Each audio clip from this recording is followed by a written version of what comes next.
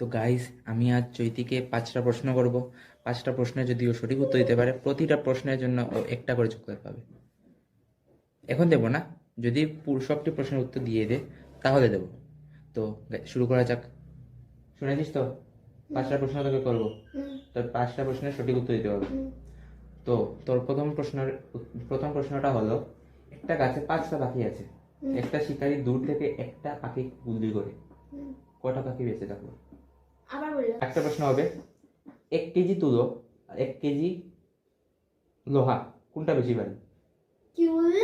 1 KG তুলো আর 1 KG লোহা কোনটা বেশি ভারী? এটা কি করে বলি? আর এই প্রশ্নের উত্তরটা কিন্তু আমি বাবা মা দুজনকে শোনাবো। উত্তর তাড়াতাড়ি দে, 5 second time. 1, 2, 3, 4, 5। A few moments later. তো সম্পূর্ণ ব্লগটা দেখতে তাড়াতাড়ি সাবস্ক্রাইব করে নাও, আপলোড হবে নেক্সট দিন।